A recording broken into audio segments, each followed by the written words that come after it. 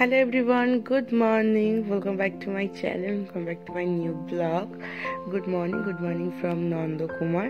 মুক্ত সকাল সকাল ব্যাচকানো দেখছো, কারণ হচ্ছে বাইরে পুরো মেঘ করে আছে আর ঘন ঘন বৃষ্টি হচ্ছে, একদম ওয়েদারটা বাজে ওয়েদার।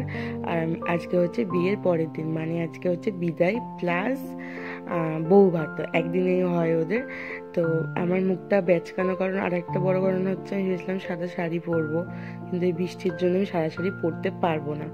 তো এইদিকে বৌদি আমাকে সকালে ব্রেকফাস্ট দিচ্ছে, পায়েস আর মুড়ি। কতটা মুড়ি দিয়েছে দেখো। এই মুড়ি খাওয়ার পরে গল্পটা পরে বলছি তোমাদেরকে। চলো, ঘড়িতে এখন প্রায় 10টা মতন বাজে। এদিকে সব বিদায়ের নিয়মকানুনগুলো চলছে, মানে ওই আশীর্বাদ পর্ব, আমাদের বাঙালির মধ্যে যা যা নিয়মকানুন থাকে সেগুলোই এখন হবে। সারা বিয়ের মধ্যে এই সময়টা, মানে এই সময়ে যে নিয়মকানুনগুলো সব থেকে জঘন্য লাগে। যাই হোক, কিছু করার নেই, পার্ট অফ লাইফ। তো এইদিকে দেখো ওদের নিয়মের মধ্যে আছে 2 গামলা ভরে ভরে সবজি যাচ্ছে, ফুলকপি, বাঁধাকপি, কুমড়ো, আম, মাছ তো আছেই। কুমড়োর সাইজটা দেখে তো আমি তো পুরো অবাক, কি বলবো আর।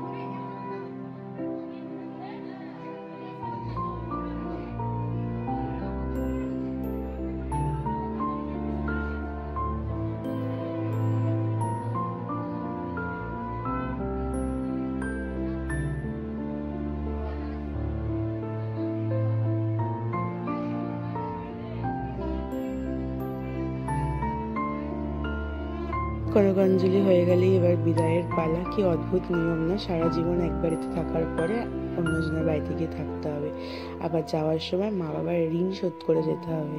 কি বাজে নিয়ম আমাদের সমাজের। হ্যাঁ, আমার এই বিয়ের মধ্যে এই নিয়মটা সব থেকে জঘন্য লাগে। আমি কোনোদিনও যদি অনুষ্ঠান করে বিয়ে করি, এইটা থাকবে না আমার বিয়েতে।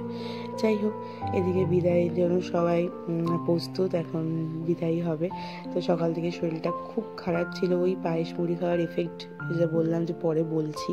সারাদিন পেট ভার হয়েছিল, গ্যাসের ওষুধ খাওয়ার পরও পেট ব্যথা কমছিল না। তারপরে গিয়ে 1 বোতল স্প্রাইট খেলাম, কিচ্ছু খাইনি সারাদিনে।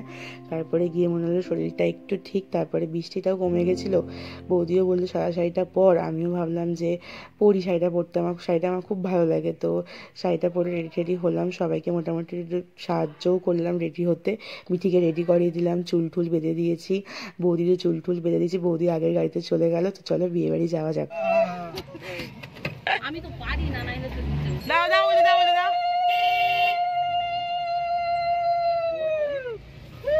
ও নবী জিন্দাবাদ।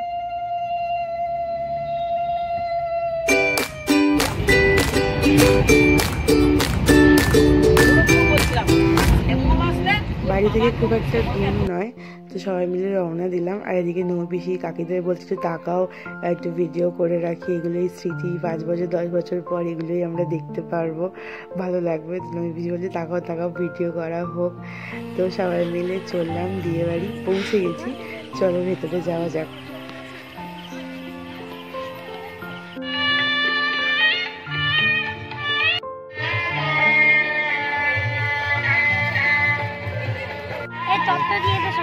টাকা টাকা টাকা টাকা দিয়ে দাও।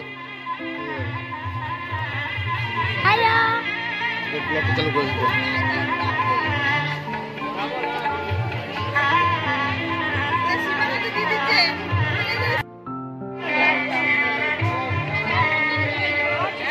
ইয়ো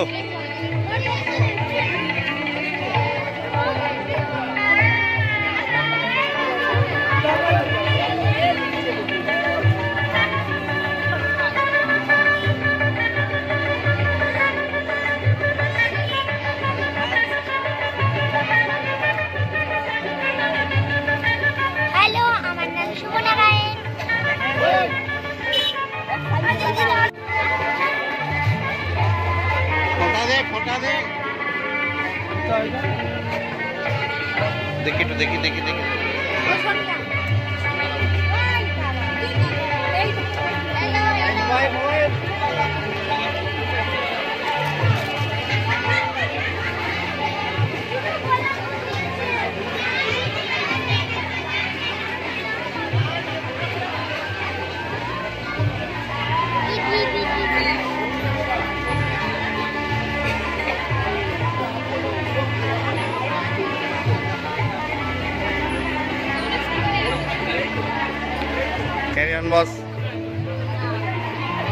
বিয়ে বাড়িতে ঢোকার সঙ্গে সঙ্গে চন্দনের টিপ আর একটা করে গোলাপ ফুল দিয়ে সবাইকে আপ্যায়ন করলো।